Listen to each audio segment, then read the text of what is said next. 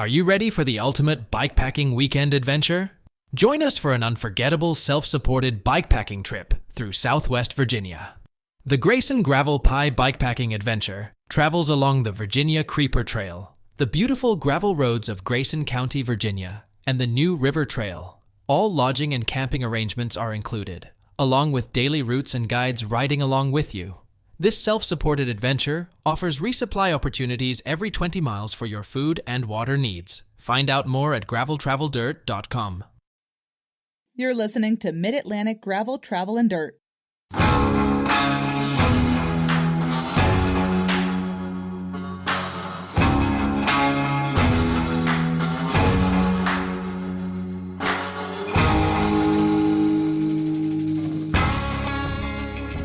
Hey everybody, I'm Brian. And I'm Joey. Welcome to episode 101, Joey. Yep. 101 of Mid-Atlantic Gravel, Travel, and Dirt. Come on along, everybody. Spend the next hour or so with us talking about gravel bikes, adventure biking, bike packing, bike camping, or just playing bikes. We're going to talk about bike racing tonight, too. Yep. That's going to be a lot of fun. So it's tonight, Kristin, Mohn, and Lelan Dains from Unbound Gravel are joining us to talk about the 2021 race, the plans for the race, the whole thing behind the rebrand from Dirty Kanza to Unbound Gravel. And, I mean, it wouldn't be 2020 or whatever. They all blurs together if we didn't talk about COVID plans, because that's still an issue. Anything going on in support land, Joey? Let me get to my show notes. What have you been doing? Okay. I've been doing all the backward. No. Our continued support, all our Patreon members, and we have been selling more of our shirts. The Gumwall shirts are still going out. Crazy. Sent out 2 today. Yep. The we got a new Patreon patron too. Oh, did we? Yeah, it's in the show notes. I'm on the show notes. I'll let you finish it. Jess George from Mechanicsburg, Pennsylvania. That's up where I used to actually go up there to do some work. NABSUP is up there, Naval Supply Place. Oh, okay. In Mechanicsburg. He joined the patron family, so thank you. Gumwall t-shirts, like you were talking about earlier, Joey. I want everybody to let me know if they haven't received theirs, because the post office apparently really did not like me dropping off so many at one time, and a few of them came back. Oh, jeez. So I think all is well, though. I've only gotten a few back. I am a little worried.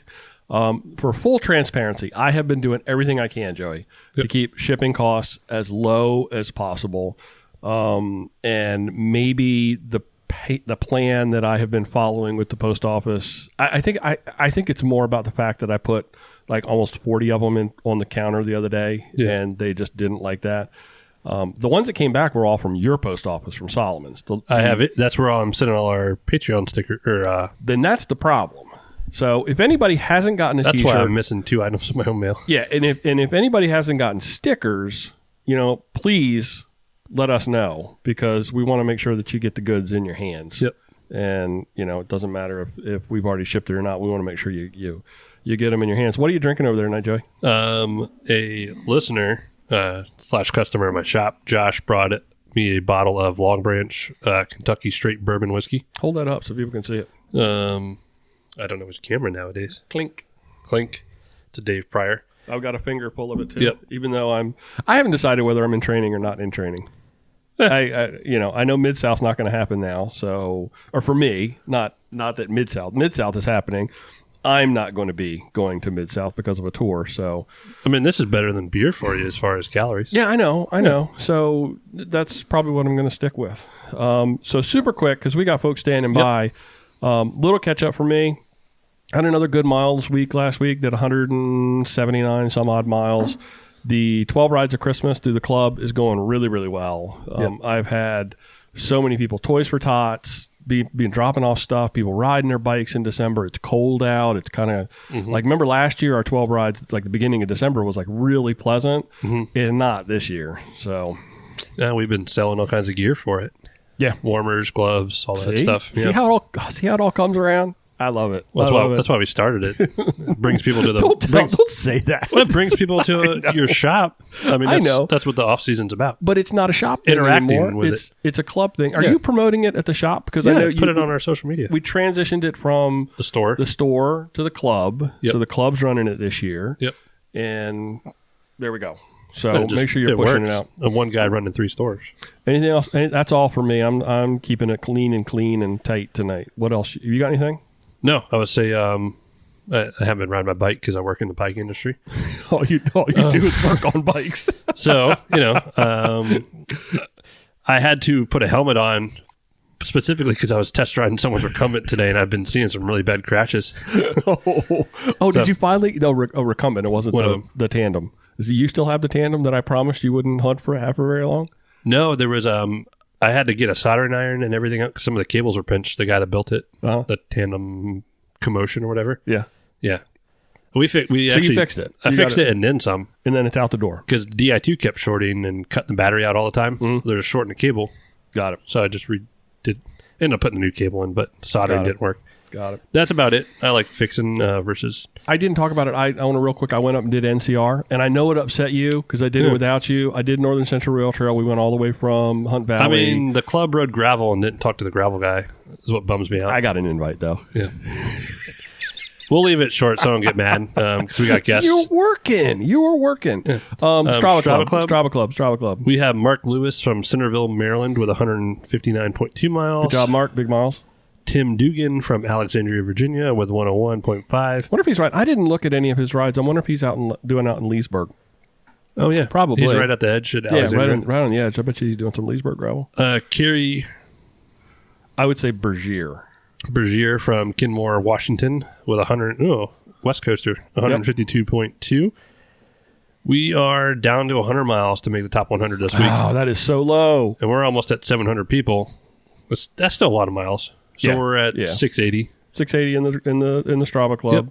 Yep. And how can they find it? Which is getting big. We're at strava.com/clubs/gravel travel dirt.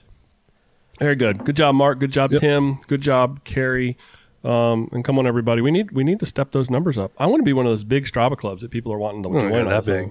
Drama. It's not. You know what I've started to do? I go through the Strava Club now, the recent activity, and I check out people's rides. There's some people like putting in some serious rides. It's super cool. I've never really done that. We had those people almost hitting 500-mile weeks last week. Yeah. So, welcome now from Unbound Gravel, Kristin, Mohn, and Lelan, Dains. Thank you guys for joining us. I very much appreciate you guys. We have been back and forth trying to get this arranged, and here we are. I'm excited. Finally. Did it. So, Kristin, I'm going to ask you to go first. Tell us a little bit about yourselves. Well, I'm a native Emporian. My kids were the 4th generation to graduate from Emporia High School, so it's we're pretty entrenched in this community. I graduated several years ago from high school and left for quite a while and came back. And through all of that, got into cycling, into the community here, and kind of came on board to help with DK way back in the day, and have kind of just stuck with it ever since. At one point, Lelan was my employee at the music store that we owned, so known Lelan forever. Awesome. Just an Emporia girl, mostly. Okay. Well, like Kristin said, once upon a time worked in a music store. Used my high school graduation money to buy an electric guitar from Kristin and her husband Tim, and promptly joined a rock band. But that's mostly irrelevant. So now Tim and I, Kristi's husband, and I own a bike shop here in town, Gravel City Adventure and Supply Company, and we were, of course, former owners of Dirty Kanza Promotions, which was acquired by Lifetime, which is now Unbound, and they kept me on board to be their event director. So I'm currently split my time between helping run the bike shop and managing not only all the Unbound Gravel events, but also our Big Sugar event down there in Arkansas. Oh, I didn't know you guys own the bike shop. That's pretty. That's a beautiful store. That's right, because just so for reference, Joey has done. What year were you out there? 17. Okay. Probably the best weather year that I've heard of. Joey enjoyed his time in Emporia. Beautiful town. Yeah. And I love the bike shop. Yeah. So what brought you guys to the world of gravel? I mean, I think it's I kind of asked that question of our guests, but I think for you guys it's probably a little bit self-explanatory. But I'll give you the shot. Well, we're both from Emporia, living in the Flint Hills, but actually, I don't know if it is quite as obvious. For me, I was working out in Colorado Springs, working for Carmichael Training Systems, and I was leading trips all over the world, training camps, race experiences, race support, all over the globe. And that was kind of running me ragged, so I wanted a little bit change of pace. I thought I wanted to come back home, and I thought I was going to start my own business, putting on events. And I think it was Kristin who was like, you've got some skills. We've got an opportunity. Maybe we can put that together. And that's how I came over and joined the DK team. And my story, well, I had been a avid runner for a long time. And truth be told, I looked over at my husband one day and said, dude, you're getting fat. You need to find something to do. Oh, man. So, he started cycling. He started running with me and he hated it. And then he started cycling. And he fell in love. So he was one of the original DK participants lined up at the start line in 2006. Definitely caught the gravel bug. I followed suit simply because we had twins. And when he started riding bikes more, he started kind of coming into the time that I'd set aside for my exercising. And that wasn't cool, but I didn't want him to stop exercising. So we ended up turning cycling into dates. So I got a bike and we would call a babysitter, and the babysitter would come over and hang out with the kids, and we would go out on big bike rides. So I remember my babysitter said to me one time, he said, you're the only person that when you call and say, I ask what time and you say 6, I have to ask AM or PM. Because he never knew what time we were going to go out and ride bikes. But that kind of got me to gravel and seeing the very first running of DK, having kids and being very much involved in this community. I just really saw the opportunity with the event to help make it become something pretty special for thousands of people. So. Well, I think we all know cycling is greater than running. So that was a very good move. Although Joey... My wife's a huge runner and she's upstairs right now. Joey's wife probably won't like that too. But we met through cycling. So there you go. So I want to geek out just for a minute. Before we start talking about the events or any of that stuff, tell us about your stable of bikes. What are you guys riding out there? Lay it on them, Kristin. I have my main bike is a RLT RDO 9er. And then I have a titanium warbird. I have a specialized, what's my mountain bike, Lelan? Sounds like me. I have, what else do I have out there? Where'd you get that from? I have a tandem. I own the back half of a tandem. The front half is indeed too large for me to ride. I've had to do that before when Tim ended up quitting a race and I had to try to ride the bike in by myself. I think that's all of them right now. You sound a lot like me, Kristin, because whenever I get to geeking out on the bike, it's like I have to ask Joey. It's like, what one is that one? What is the bike? No. Lelan, what about you? My list is not near as long as it once was. I've got a salsa bear grease. Nice. It's about 4 or 5 years old, and ride that most of the time. But then I've also got a cutthroat that I ambitiously thought I'd do all kinds of bike packing on. But then my wife and I started a family, so that went out the window for a little while. But those are the 2 bikes in my stable right now, and I'm still holding on to my original Redline monocog mountain bike. And I'll tell you what, for $300-400 I bought that for 15 years ago. You can't get the resale value out of it. It's just a tank. I love that. In fact, right now I've loaned it out to the local high school mountain bike team and let those kids ride around on it. Beat it up. Cool. So let's dive in now. So as everybody knows, Dirty Kanza went through a rebrand and changed the name to Unbound Gravel. And I'm a marketing person, and I know how tough a rebrand like that can be. How did it all shake out? I mean, I don't want to get into the whole backstory of the whys and all that. I'm more curious about like what went into making that happen and all the heavy lifting that had to take place. I think I have PTSD and don't remember a lot of it at this point. I can imagine. Well, the name and the logo, everything's beautiful. I love it. Thank you. I know when Joey and I both first saw it that first week. Yeah. It was like, dude, you see this? And he's like, yeah, I saw that. And we were both like, boy, that's on point. That is very on point. We're not, just blowing smoke here. It actually really is. It was definitely a process. Lelan and I, as stakeholders in this event and in this community, I think felt a real responsibility towards not only the the future of the event, but also the history and the legacy of the event. And we took the rebrand really pretty seriously. We started with a general survey that went out to, I think over 50 people or so answered it. That just helped us collect words and ideas about what people felt of the event and how the event, what the event meant to them, how it made them feel, describe, how they would describe the Flint Hills. There were just some very generic questions that kind of helped our process of coming up with names. And from that, we then worked with establishing a core group, a task force, to start kind of helping get through the process of the name. So. How long did it take for all that? What was your timeline? What did it look like? Not long enough, but too long at the same time. I know how tough it can be to do stuff by committee, but I applaud you for taking on that heavy lift to get all the stakeholders, because it sounds like you got all the stakeholders involved and embedded in the process. How well has it been accepted? Well, it depends on where you look, I suppose. Obviously, there's some critics on social media, and that's where you're going to tend to hear some of that. But to be honest, one of the reasons that helped us focus in on Unbound was the overwhelming support we got from industry insiders, sponsors, partners. Everyone was really liking it. And for me personally, that was something that helped me come to terms with it in my own head.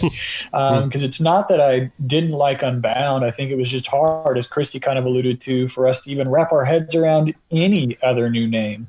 And yeah, we were in agreement the name needed to change, but how do you go about doing that into what? Like I thought there for a time that I was just going to have to accept some fate and that I would never like it. But I came to terms with Unbound, and it was largely due to key stakeholder support in that name, but not just from within the industry. Obviously, we kind of teased it out there when we were ready, and the feedback was overwhelmingly positive. There were some people out there that just didn't want the name to change, and I don't think they'll ever be happy with what it is, no matter what we had come up with, and that's okay. There's a lot of emotion tied to it. We totally understand that. It's kind of a bit of a grieving period, if you will, and we're all going through that. But it was easier for us because we're super excited about this name. We're super excited about the visuals and the story that we can tell, which is the same story. And that's what I like about Unbound and what it means and represents. It's what this event has always been. Yeah, I've largely been super excited about the feedback we've gotten. I mean, you're going to have those blips at the beginning, but largely I think it's just going to be a very exciting future for us. And I do think, once we get to have the event too, that's going to help cement it even more. Yeah. The social media side of it, come on, there's just the internet, and I think anybody that's a real person can understand we're in this time of life that this is what's happening. We are doing, these are the things that we're doing right now. Yep. And I think it's you're not on the front edge of it, but you're right there in that it's the right time. And I don't think that this is just my opinion. Just me talking. I think like Kristin, you just said, you're going to have the event. It's going to cement it, and people aren't going to think about it anymore. Yep. That's just me, though. I don't know. Joe, you have any thoughts on that? No, you look like you wanted to say something, so I don't know. I had a small brain fart. I'm. It's okay. It happens all the time. I think I heard it. Yeah. So we're all hoping that 2021 is going to be a much kinder and gentler year than what we call it, the dumpster fire that was 2020. And for me personally, to achieve that means lots and lots of gravel events, even if they're modified. It's okay. Yeah. Our good friend Dave Pryor up at Unpaved did a fantastic job with his October event, with the remodeling it and shrinking it and putting things together. And I think he's very proud to say that he wasn't actually able to trace any COVID cases through contact tracing back to the event. What are the plans looking like for 2021, guys? Well, I have a bike ride, of course. It's a challenging thing, right? A lot of people, they want us to have a plan and they want answers, and we want answers. But it's been easy for me to be patient with local officials, city officials, health department, because how can I ask them today to give me an answer for an event in June? Yeah. So everyone kind of has given the same response, which is, hey, we're all going to work together to see that a bike ride takes place. So there's a lot of positive energy across the board in Emporium. Everyone wants to see this happen. And the key phrase there is bike ride, to see a bike ride take place. And you said the word modified. Yeah, this will probably be modified. So when we think about areas where we come together, and they're phenomenal times. You think of the riders meeting where we congregate in the historic Granada Theater, and you got 850 people packed in there, and you're getting amped up. And that probably won't take place in the theater this year, right? We can't be shoulder to shoulder in there. And so we'll just live stream that. It's a really easy fix on our part. It does take a small part away from the specialness, because it all adds up. But at the end of the day, to your point, Brian, if we can ride our bikes, that's what we want to see happen in 2021. And so riding the bikes is the easiest part. It's all the ancillary activities that bring together the crowds and that type of thing. So we're very optimistic today that a bike ride can take place on June 5th in Emporium. That's it right there. Yeah. You just got to bring people together as best that you can, because the gravel's all about, and we all know this, gravel's about community. Yep. And any way, shape, or form that we can recreate that community. And I think, we talked about it earlier, flexibility is the thing that 2020 has taught us all. And to possibly not take ourselves so seriously, at least Joey and I, that's what we were like that to begin with. So, what I'm hearing is things like the expo and all of those weekend events that people might be used to are probably not going to happen. But hey, let's not commit to anything, right? That's kind of, and if something does happen, it's going to be different. Get used to the idea now that it's going to be different. And I know we heard from Matt Hawkins down at Croatan.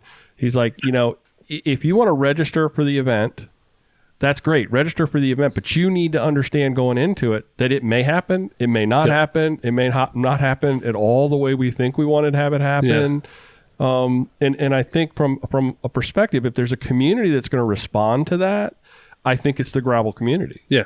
I think we're going to be pretty accepting of that. I mean, and whatever they talk about on social media, I mean, that's a whole other world. People do weird things on that. Oh my God. It's ridiculous. It's ridiculous. So, Brian, those are some good points. It makes me think of some things I want to make sure our listeners hear before we get off this chat. But we're definitely leading with positivity. Today, if you were to ask me, I think those activities will exist. I think there will be an expo. I think it will be modified.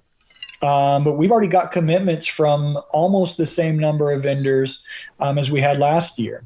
The good news is we have ample space. We have 2 city blocks with parking lots that we can spread those vendors out 6 feet. We've been using what we call the IKEA model, this singular direction flow.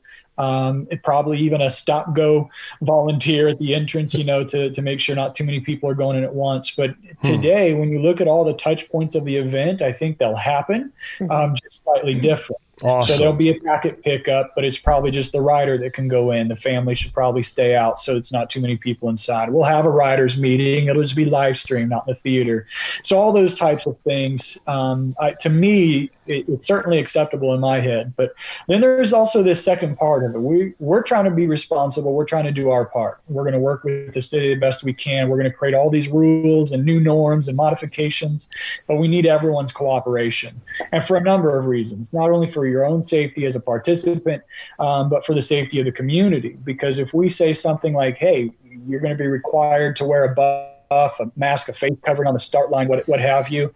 We need people to participate in that because, one, we don't want, just like Dave Pryor was very proud he had no contact tracing back to his event, we don't want that either. Right. Because that could reflect poorly on us and our decision to have the event, and it could affect things in the future. Right. Beyond people's health, obviously, that's a given. But also, Emporia is a small community. We have 20 hospital beds in this town. And we're struggling with the COVID ourselves without thousands of people coming to town. So it could really have detrimental effects on our healthcare systems here if we have an outbreak associated with the event. So there's a level of responsibility on our part to, one, decide collectively with stakeholders of the city if this is prudent and responsible. Do we have the appropriate safeguards in place? And if we think we do, then we need everyone's participation in that and to abide by that for sure. Yeah.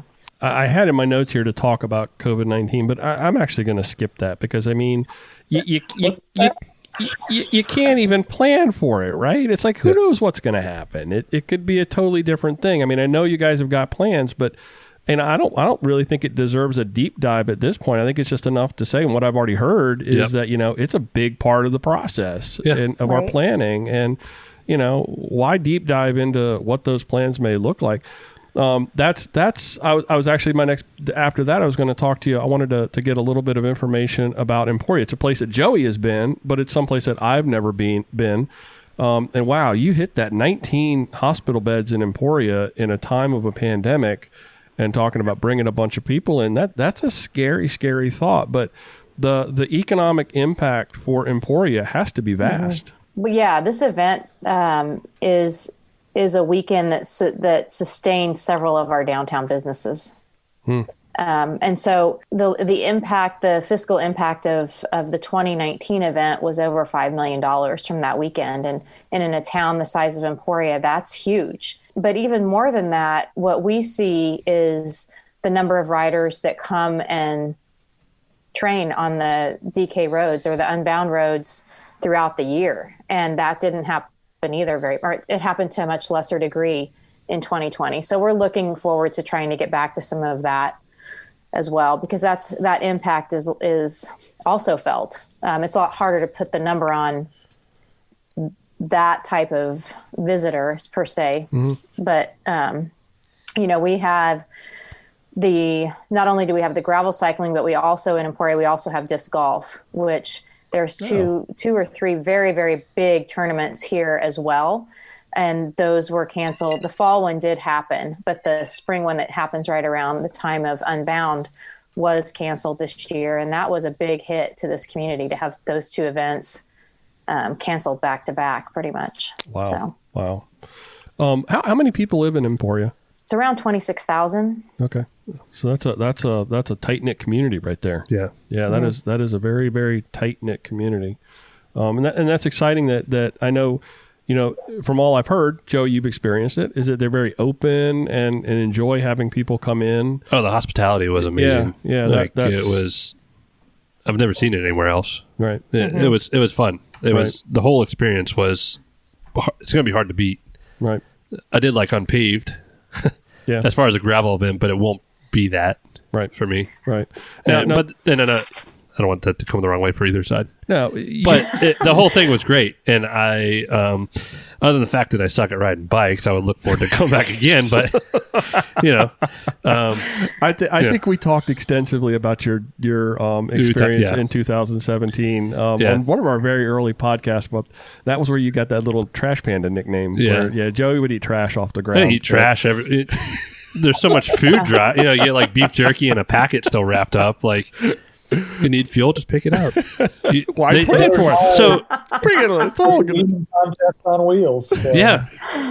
I mean, you guys even do that. What is it? The weekend after the cleanup. The amount of stuff that is whether it's shot out of the bike, discard it. People are lazy. Oh, I think it just comes out, and then you guys go and clean it all up, which is amazing. Yeah, I think that stuff just flies out. I don't think anybody's there's some lazy people. Well, yeah, there's that. But I want to clarify something on that cleanup, though. We drive every mile of every distance. There's 6 different distances, mind you. A lot of that overlaps, but some of it is different. So I don't even know what the total mileage is, but it's not just waste from the riders that we're picking up, and the waste that we get bags worth. We're also picking up refrigerators, blown out tires, microwaves, and unless Joey was here, kiddie pools. That's probably not left by our riders. It's a Flint Hills cleanup. It's not just picking up after the race. And so all of that waste, if you've seen the pictures on social media from when we do that, a couple of those trash bags is goo wrappers and the like. The rest of it is just refuse from local residents. And Holy cow. Oh, bravo on that. Well, I would just praise in the general cleanup. Like, it's a cycling event. Yeah. Well, just to circle back a little bit on what you mentioned about the hospitality of this community, one thing we've faced for I don't even know how many years is that, is this event going to leave Emporia? And, that the answer to that question is just like, it's a resounding no for exactly what you spoke about. Unbound is Emporia and Emporia is Unbound. They are interknit together. They're entwined. This event is so special because of I think 3 particular things, and one of those is this community. It's like a Hallmark movie. Yeah, it's like it's your thing. It's like you're the cookie Christmas factory out there. That's awesome. No, I think that is fantastic. Now, you guys, I know that I looked at the website and you got some training camps and some other stuff like that too. That's kind of wrapped around it. Did I see that correctly? Mm-hmm. Yeah. Did. Can we talk a little, explore that a little bit? So we've had what we call our spring training camp, or our Unbound training camp, for 7 or 8 years now. But 2020 would have been the first year for our XL training camp, which would be specific training for our 350-mile distance. And so that's probably the thing I'm most excited about in 2021. I was excited in 2020. We didn't get to do it, but to be able to prepare people and be a part of their journey for the 350, we'll be taking one of the nights and we'll start at 8 p.m. and we'll ride till 8 a.m. Wow. Because over 350 miles, the winners do it in 23, 24 hours. You're guaranteed to ride through the night. That's a given. Right. And it's a piece of it that a lot of people haven't been able to experience. And so I think that's going to be a great opportunity for folks who are looking. 200 is just not enough anymore. And we hear that quite a bit. 350s maybe what they're thinking about next or dreaming of. And the camp is a phenomenal way to prepare for a successful day. And to follow up too, Chris, you said something earlier about how people will come out and train on the roads. I mean, the impact is not just the weekend. Yeah. Right. It sounds like there's I'm getting a bigger picture, a bigger understanding of the impact on the community. So that's exciting. It's one of those things, like going back to how long we've been out here riding on these gravel roads. The last few years, it's kind of one of those bittersweet moments. You go out in the Flint Hills for solitude, and leading up to DK, all of a sudden there's all these other cyclists out on these roads, and you're like, hey, what are you doing out here? This is my space. But it's great because you see people out there enjoying, and it's a national treasure. The Flint Hills are, and it's a great way to have people experience the beauty of the Flint Hills for sure. Joey, have you been monitoring the live stream? We got any questions I've ignored the live stream. Everybody in the live stream, I apologize for earlier, and I also apologize for not paying attention to you, but I wanted to focus on our guests. But Joey, I know you're keeping tabs on it. They got any questions coming out of there? Not yet. Okay. We won't worry about that then. That's what that means. Say again. I'm sorry, Lelan. We are nailing it is what that means. Yeah. Yeah. I want to give you guys an opportunity to get some sponsor mentions in here. That's a big part of what happens. So go for it. Talk some sponsors. Well, we couldn't start anywhere other than Garmin, right? Garmin is our title sponsor, and that's an exciting partnership because they're Kansas-based. They're in Olathe, Kansas, which is a suburb of Kansas City, and home state representation there. And Unbound is not marked. The course relies on either GPS, paper maps, or cue sheets. So it's a pretty crucial component of the whole experience. And I think you'd be hard-pressed to find a participant that doesn't have a GPS device. And obviously Garmin's been a big leader in that area. So they've been a fantastic partner for the last, 3 years now? 3 years, yeah. And their 1030 that I use as a training device is freaking phenomenal. Yeah. So, but anyway, that's a... Chamois Butter's been with us since about year one, and they are Kansas City based as well. They're on the other side of the river in Missouri, but we don't hold that against them too much.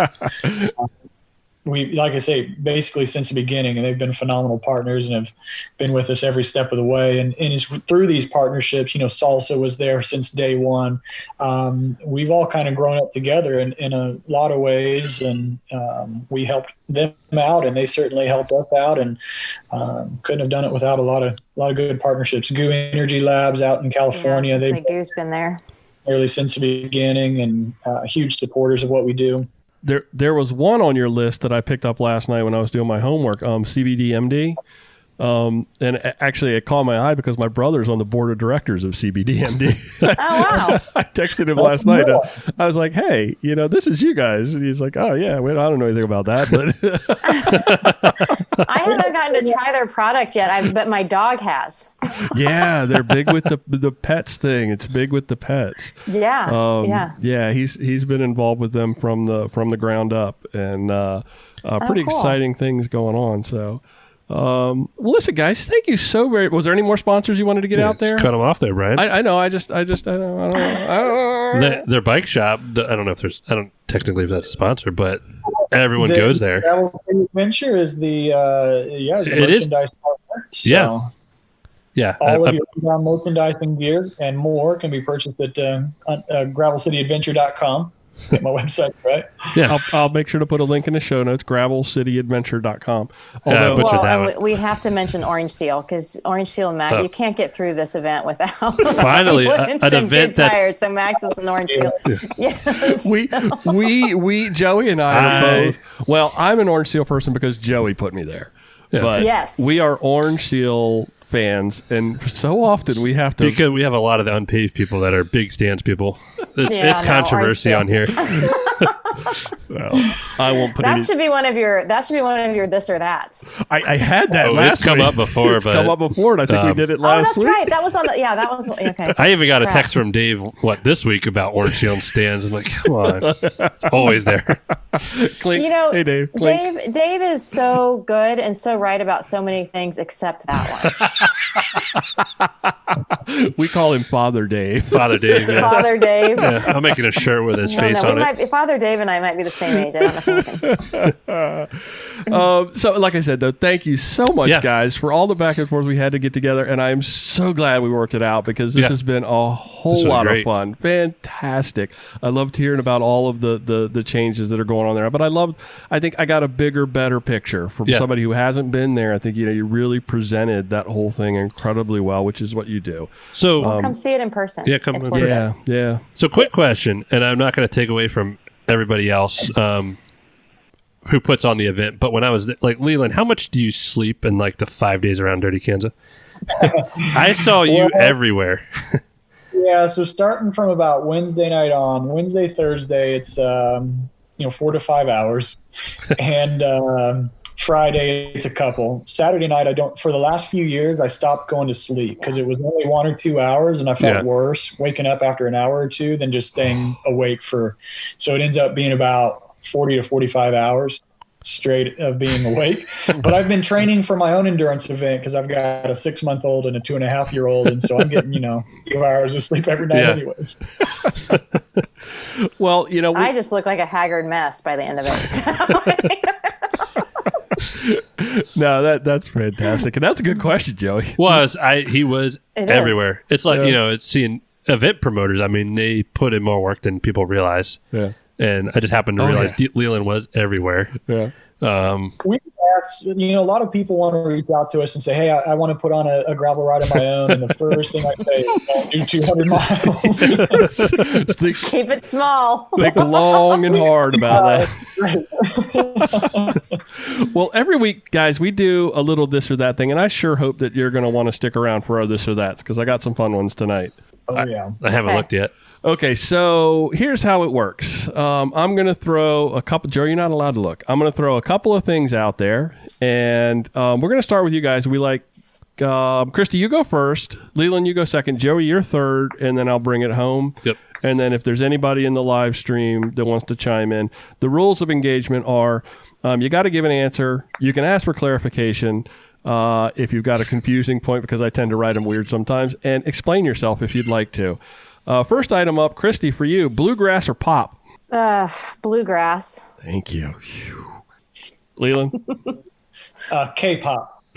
Korean pop. Fantastic. Definitely bluegrass. I'm a folksy kind of guy, so bluegrass. Who's your go-to? Who's always coming up on Spotify? Hi, Steve. We're back. Oh, another technique. Hey, all right. Whew, internet connection is unstable here, Joey. I'll tell my wife to get off the internet. Yeah, tell her to stop watching West Wing. Get off the computer. Even something. What comes up? What did you say? What comes up most on Spotify? Yeah, what comes up most on your hit list there for Lelan? For me? Yeah. Strumbella. Someone like the Strumbellas. Oh yeah. Okay. Yeah. Dig it. Joey? Oh, like no. You know I'm a huge bluegrass guy. You're you know I'm gonna make up something just to butcher it. But yeah, you were trying to think of some answer. Lelan beat me to it. You caught it. You caught you off guard on that. I think we're all in agreement. I think we're all in the bluegrass. Yeah, I think we're all bluegrass in the same folky place. stuff. Yeah, it's fitting to the gravel scene. Yeah. I've been doing when I feel really dark, little Billy Strings. That dude, I'm pretty sure, sold his soul to the devil to be able to play the guitar the way that he does. Okay, so next item up on this or that, and this one might require some clarification on my part.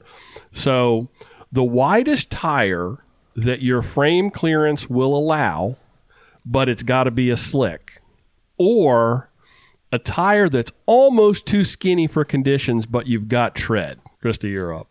She's like, I don't even understand. Like so I run a 38 or a 40 on my gravel bike. Got it. That one goes pretty deep into the geeky kind of gravel scene. So if you sound like you're a lot like me, it's like, Joey, what fits on my bike? And I'd like to put that. That's where I take it to Gravel City Adventure and Supply and tell them what I need, and then they tell me what to put on there. I do the exact same thing. Brian does that to me. Yeah. Just put something on there. Yeah, it's comfortable. Yeah, I'm going to do this ride. Put something on there. Yep. Lelan, I think with Lelan and Joey, we're going to get much better answers. Lelan, go ahead. So definitely fattest tire I can get, even if it's bald, because I ride a cutthroat, and I tend to run 2.2 Max's paces on there, which is a pretty low profile tread. And the reality is some of that tread can help prevent against some cuts on your tread right there, but most cuts happen on your sidewall, so it's kind of a non-issue, and traction is less of an issue. Most of us aren't railing into corners, and so that even a wider tire with less tread still gives you, at a lower pressure with some orange seal, gives you a more comfortable ride out here on the Flint Hills for sure. There you go, Joey. See, I dozed off during that whole thing. Joey, I'm going to concur with Lelan. Okay. Say, especially if it's muddy. I mean, nothing's going to help you, but if the more knobs you have, the more it's clog up. Okay. So go super fat and run it super low. That's going to do way better. Nice. And it's just going to be comfortable. Okay. I just ditto what you said. You just ditto? Just ditto. I don't think you're allowed to do that. Nice answer. No, I think my Diverge doesn't clear that big a tire. Whatever I put on for you, go. Yeah. It is what it is. Yep. It is what it is. This one is one that really, next item up on this or that's one that really bothers me. Would you rather wear a mismatched kit, meaning a jersey from one kit and bibs from another kit so they don't match, or ride flat pedals? I have to pick one of those. Yeah. Or you don't. You could be like Wes in the old days and just decline to answer. Oh. I think I'd rather ride flat pedals. Yes. Maybe? Yeah. Luckily, I don't have any flat pedals, so I can't put them on. Oh, then no pedals. And you can't buy any right now anyway. That's right. Bike industry, shut down. Drop a seat, have an adult strider. You're good to go. There it is. Yeah, right. Yeah. This one's easy for me. Mismatch all day. In fact, it's not even a this or that. I often will wear a god-awful purple and yellow chamois butter jersey with teal Gravel City shorts, and I don't think anything of it. It's just the first two things I grabbed out of my bin, and off I go. And you will also put a chamois butter on in front of you. Nice. Oh, fantastic. I knew I liked that guy. Joey? I don't care about the kit sometimes. Oh, I got over You're it. a liar. I got over that. Aesthetics are everything to you. It was. Okay. I started showing up in like Hawaiian shirts, button downs. That's true. That's like true. short. That's like true. it's That's just true. That's true. I stopped caring. I think people have been getting too serious. It's 2020. Yeah.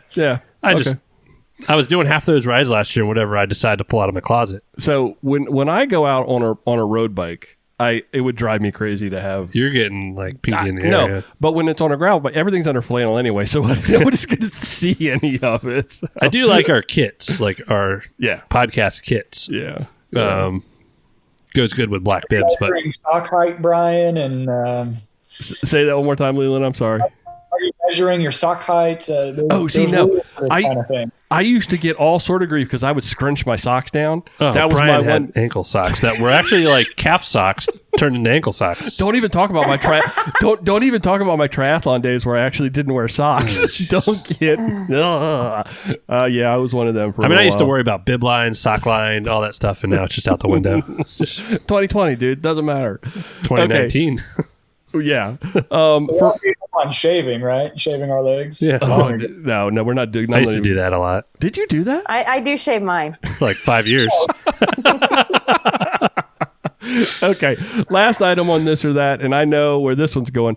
For ride navigation, would you rather use your phone or your bike computer? Psst, Garmin. Yeah, Garmin. All day. For sure. Garmin. Yeah, I'm like Garmin. I think that was a consensus Garmin from the Kansas crowd. Joe, you're up. Leland has had some good answers. I thought maybe he would. Well, truth be told, I ride with nothing. Garmin, cover your ears for a moment, because I don't get lost when I don't go further than 10 miles from my house. I don't even do anything. But Joey? I ride a Element Roam. I switched literally right after I was out in Kansas a few years ago. I don't know. Well, I'm Garmin. I'm Garmin everything else. I'm Garmin through and through. Bike computer. But I also need to ride my bike to use a bike computer. True that. True that. Yeah. When you work in a bike shop in 2020, it's hard to actually get on a bike, right, Joey? Yep. Tough. No, I'm a Garminer through and through. Yeah. You have an old one too. Yeah, but I will keep my routes, because when I lead tours, guys, and I will have to, like, literally before every day starts, when we do a map meeting the night before, I'm the guy that's sitting there for 45 minutes or an hour, people handing them Garmins, and it's loading routes onto people's Garmins and handing them back out and stuff like that. So that's my thing. So I got to know how to do it. My Garmin 500 was the most bulletproof piece of cycling equipment I had. I'm still on a 520. My 520 is bulletproof. Like you said, it's in. 500 still. Yeah, I wish I wouldn't have got rid of that one. Now you can buy them for like $70 or $100. You should do that. There's people that hoard like 3 or 4 of those. It gives you that breadcrumb trail, and that's all you need. That's it. The sad part is the Element Bolt is what the 500 was, but the 500 was, you know what I mean? Like, okay. Yeah. I got you. I do like my Roam. Well, that's it, guys, for this or that. And we have about reached our hour, so I'm going to shut this thing down one more time. Christy and Lelan, thank you so very much. This is just a great conversation. Very much enjoyed it. Nice meeting you. And hopefully at some point I'll be like Joey and get to experience Emporia. That would be a lot of fun. We'd welcome you with open arms. Yeah, do they have like a 20-mile distance? Yep. This is the kid one.